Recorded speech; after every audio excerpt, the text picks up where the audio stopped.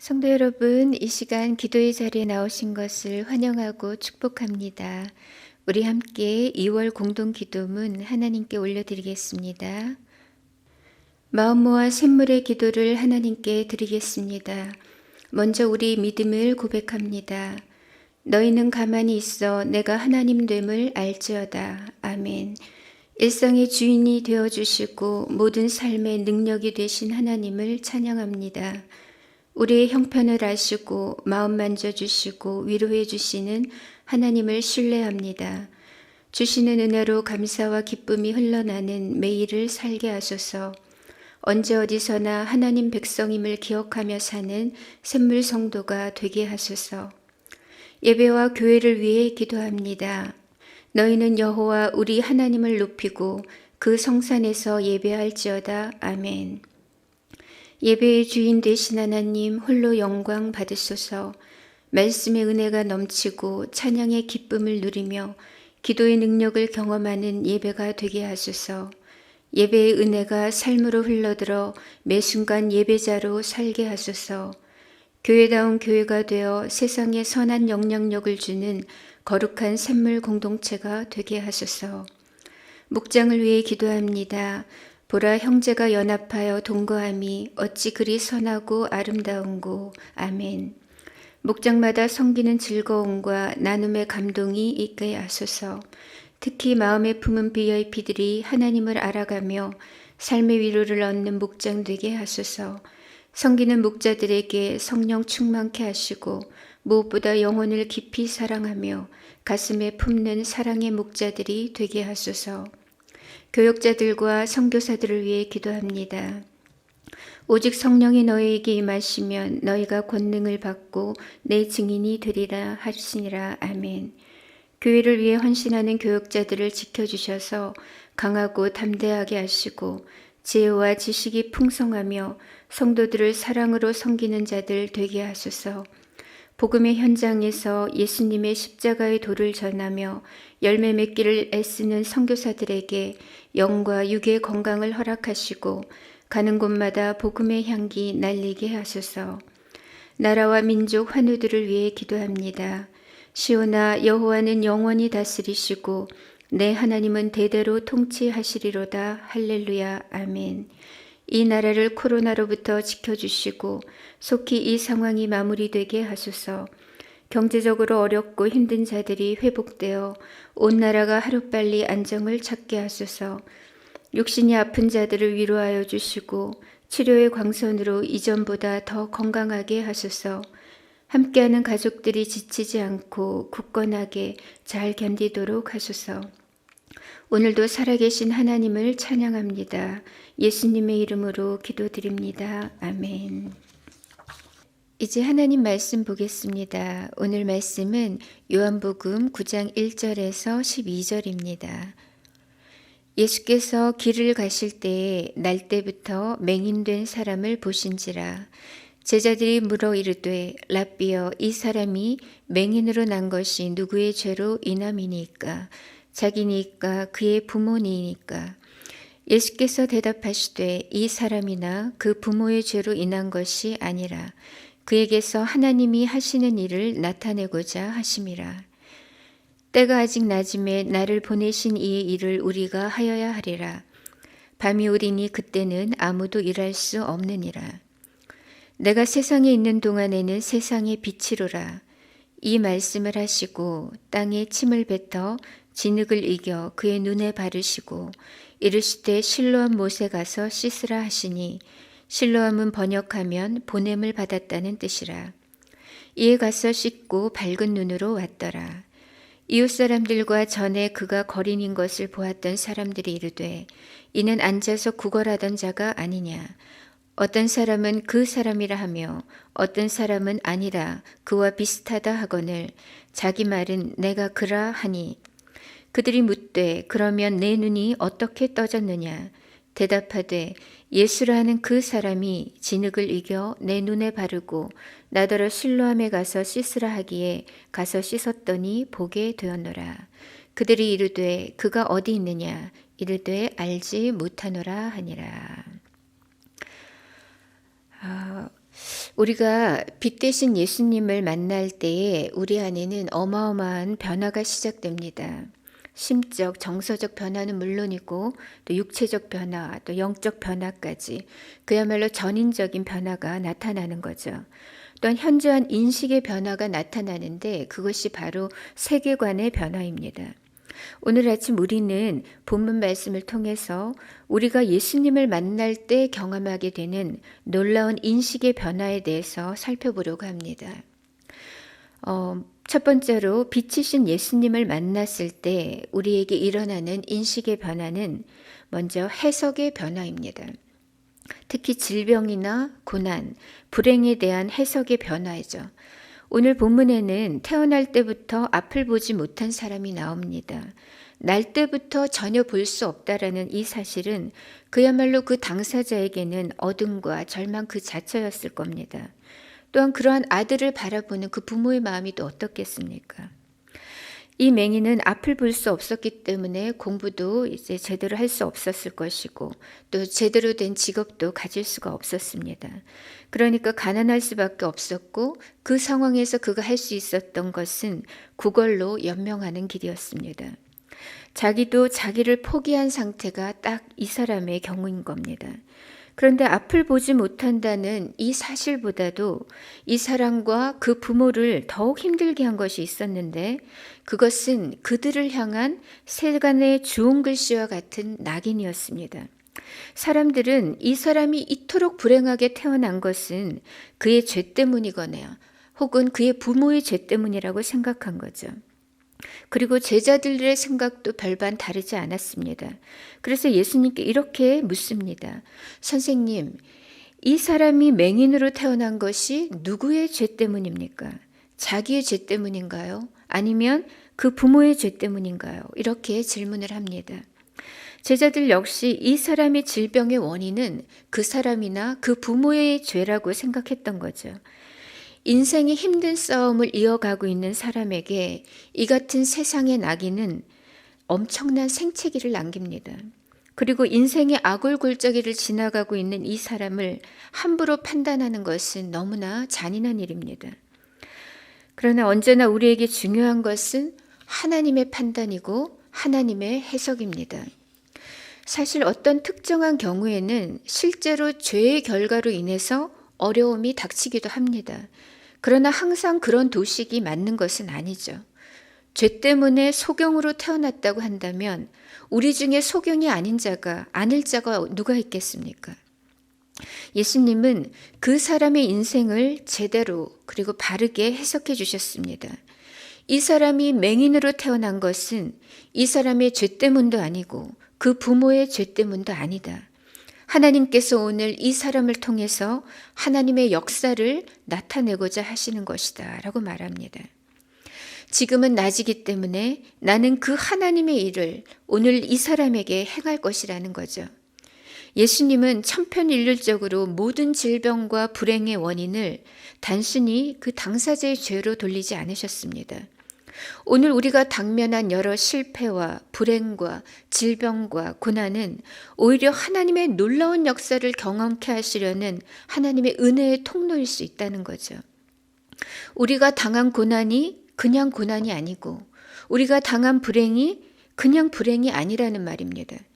예수님은 지금 그가 당한 이 질병이 하나님의 일을 나타내기 위함이라고 하셨습니다. 우리가 예수님을 믿는다는 것은 곧 예수님처럼 해석하며 산다는 것입니다. 예수님은 그의 선천적인 불치병, 그 불행의 원인을 하늘의 관점에서 바라보셨습니다. 그리고 우리에게도 그러한 인식의 전환을 요구하십니다. 지금 중한 질병으로 혹은 불치병으로 혹은 실패와 고통 속을 걷고 계신 분이 계시다면 이 시간 주님의 음성을 들으시기 바랍니다. 실패가 실패가 아니야. 불행이 불행이 아니야. 생명이 비친 나의 안에 거한다면 너는 오늘 하나님의 역사와 하나님의 영광을 보게 될 거야. 이 음성을 들을 수 있기를 바랍니다.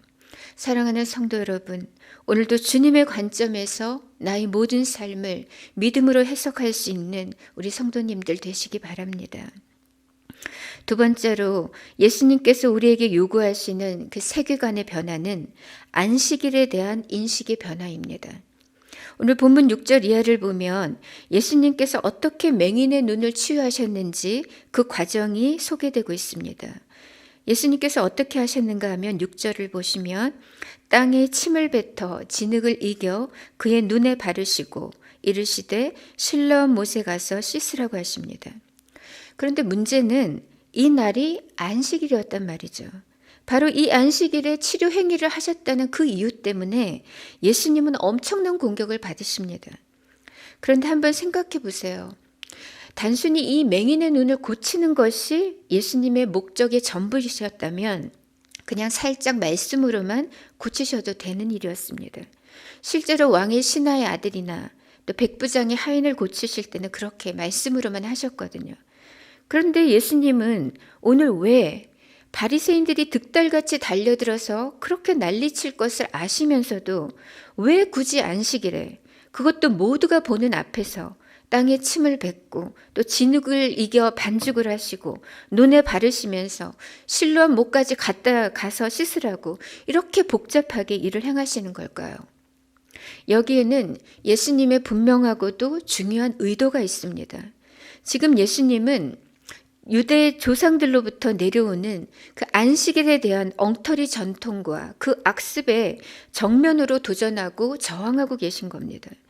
구전으로 내려오는 유대인의 토라인 미시나를 보면 거기 샤바트 부분을 보면 유대인은 안식일에는 밀가루도 반죽해서는 안 되고 진흙도 반죽해서는 안 되었습니다. 그것들은 노동에 속하기 때문에 노동에 속한다고 임의로 규정을 해놓고 금했기 때문이죠. 사실 하나님께서 구약의 십계명을 비롯해서 율법들을 우리에게 주신 것은 우리로 하여금 하나님과 사람을 더 잘 사랑할 수 있도록 하기 위함이었습니다. 그런데 유대인들은 그 모세의 율법에다가 수없이 많은 쓸데없는 규율과 세목들을 임의로 추가시켜서 그것들을 가지고 사람들을 올가매고 정죄했던 것이죠. 이사야 선지자는 메시아가 오시면 그 메시아가 맹인의 눈을 밝게 해주실 것이고 못 듣는 사람의 귀를 열어주실 것이라고 했습니다. 그러므로 맹인이 눈을 뜨는 이 사건은 그리스도가 오셔야만, 오직 그리스도만이 행할 수 있는 그런 엄청난 사건이었던 거죠. 지금 날 때부터 한 번도 빛을 보지 못했던 불쌍한 인생이 안식일에 눈을 떴습니다. 그의 인생이 재부팅되었고 재창조되었고 새 삶이 시작되었습니다. 하지만 바리새인들은 도리어 그 메시아를 공격했고 맹인의 그 기쁨에 동참하기는커녕 그를 유대교에서 출교시켜 버렸습니다. 왜냐하면 그들의 마음에 하나님을 사랑하는 마음, 사람을 귀히 여기는 마음이 없었기 때문이죠. 예수님께서 안식일임에도 불구하고 기어코 이 맹인을 고치신 것은 첫 번째로 그 맹인을 사랑하셨기 때문입니다. 그리고 두 번째로는 허울뿐인 이 안식일의 전통과 규율, 또 다른 우상이 되어버린 그 거지 같은 세계관을 지금 공격하고 계신 겁니다. 제대로 된 참된 안식일을 지키라는 겁니다. 예수님이 안식일의 주인이십니다. 예수님을 공경함 없이는, 예수님을 배제하고서는 그 누구도 안식일을 제대로 지킬 수가 없는 겁니다. 안식일은 예수님을 대적하고 정죄하는 날이 아니라 예수님을 위한 날이고 예수님을 따르는 날이고 예수님의 일을 하는 날입니다. 안식일은 그 어떤 날보다 예수님처럼 사람을 치유하고 사람을 살리는 날이어야 되는 겁니다. 하나님께서 가장 귀히 여기시는 가치는 언제나 사람을 살리는 일, 그리고 생명을 얻게 하는 일입니다. 이렇게 우리가 예수님을 만날 때 우리는 불행에 대한 해석이 달라지고 안식일과 사람에 대한 인식이 달라집니다. 마지막으로 살펴볼 중요한 변화는 바로 예수님에 대한 인식의 변화입니다. 맹인은 예수님의 말씀을 따라서 그대로 순종하죠. 눈에 덕지덕지 진흙을 붙인 채로 그는 더듬더듬 실로암 못까지 내려갑니다. 주변 사람들 모두가 그 맹인의 희한한 움직임에 주목했을 겁니다. 그가 그 실로암 못에 내려가 눈을 씻었을 때 기적이 일어났죠. 그의 눈이 열린 겁니다. 사람들은 난리가 났어요. 이 사람이 그때 거기서 구걸하던 그 사람이 맞느냐고. 도대체 어떻게 이 사람이 지금 앞을 보게 된 것이냐고. 그러자 맹인이 말을 합니다. 11절에 예수라 하는 그 사람이 진흙을 이겨 내 눈에 바르고 나더러 실로암에 가서 씻으라 하기에 가서 씻었더니 보게 되었노라. 그는 자신에게 일어났던 일을 정확하게 설명하죠. 그런데 여기서 주목해야 하는 것이 그가 예수님을 지금 어떻게 소개하고 있는가입니다. 그는 말하기를 예수라 하는 그 사람이다 이렇게 표현하고 있습니다. 즉 나의 눈을 뜨게 해주신 그분 내가 잘 모르는데 그분이 예수라고 하는 그 사람이라고 하더라 이 말인 거죠. 그런데 시간이 지나면서 이 예수님에 대한 그의 인식이 놀랍게 변화되는 것을 봅니다. 그래서 17절에는 어떻게 나오냐면 이 사람의 고백이 이렇습니다. 선지자니다. 이 말의 의미는 이제 예수님을 선지자 중에 한 분으로 그가 인식하게 되었다는 거고요. 거죠. 그리고 27절에 가면 또 뭐라고 하냐면 이 사람이 당신들도 그의 제자가 되려 하나이까. 이 말씀 무슨 말이냐면 바리새인들이 나를 고쳐주신 그 예수님을 자꾸만 폄하하고 공격을 하니까 이 사람이 도리어 바리새인들을 조롱하면서 말하기를 당신들도 나처럼 그분의 제자가 되려고 하는 겁니까? 이렇게 반문하고 있는 거죠. 이 말 속에는 그가 예수님을 따르고 싶어 한다는 그 마음이 나타나고 있습니다. 그리고 38절에 가서는 급기야 그가 이렇게 말합니다. 주여 내가 믿나이다. 처음에는 잘 몰랐지만 이젠 예수님에 대해 분명하게 알게 되었다는 겁니다. 더 이상 그에게 예수님은 예수라 하는 그 사람이 아니었습니다. 선지자 중에 한 명도 아니었고 예수님은 이제 나의 구원자, 나의 하나님, 나의 주님이 되었습니다. 사실 구원은 전적으로 우리가 예수님을 어떻게 이해하고 인식하고 고백하는가 여기에 달려 있습니다. 여러분에게 예수님은 어떤 분이신가요? 그냥 예수라고 하는 한 사람인가요? 아니면 훌륭한 랍비인가요? 선지자 중 한 명인가요? 아니면 유일한 나의 주, 나의 하나님, 나의 구원자신가요? 생명의 빛이신 예수님을 만나면 우리의 인식이 변하고 세계관이 달라집니다. 인생에 대한 해석이 달라지고 예수님을 향한 고백이 달라지는 겁니다. 말씀을 맺겠습니다. 오늘 예수님께서는 우리에게 이 세상과는 다른 시각으로 보라고 하십니다. 우리의 해석을 바꾸라고 하십니다. 불행이 불행이 아니고 실패가 실패가 아니라 하나님의 일을 나타내기 위함이라고 하십니다. 두 번째로는 안식일에 대한 인식을 바꾸라고 하십니다. 안식일은 주님을 위한 날인 동시에 사람을 살리는 날이어야 된다는 겁니다. 세 번째로 예수님에 대한 바른 고백을 요청하십니다. 예수라는 그 사람이 아니라 주여 내가 믿나이다 라는 이 고백이 우리와 우리 자녀들의 고백이 되기를 바랍니다. 이 시간 함께 기도하실 때 우리가 말씀을 놓고 함께 기도하겠습니다. 먼저 믿음으로 해석하게 하소서. 오늘 나에게 주어진 상황을 주님의 눈으로 해석할 수 있게 하소서. 이렇게 기도하고요. 또 오늘 내 주변의 사람들을 주님의 눈으로 바라보고 사랑과 긍휼의 마음으로 사람을 귀히 여기고 살리는 삶을 살게 하소서. 이렇게 기도하겠습니다. 또한 나와 우리 자녀들이 나의 주, 나의 하나님으로 예수님을 고백할 수 있도록 기도하고요. 또 오늘 저녁에 열방의 셈이 있습니다. 그리고 내일 주일 예배 위에 성령님께서 임재해 주시고 은혜 주시기를, 또한 코로나 상황이 속히 정리되어서 일상의 평안과 예배가 온전히 회복되기를 우리가 간구하고, 그리고 개인의 기도 제목으로 하나님께 나아가도록 하겠습니다. 함께 기도하겠습니다.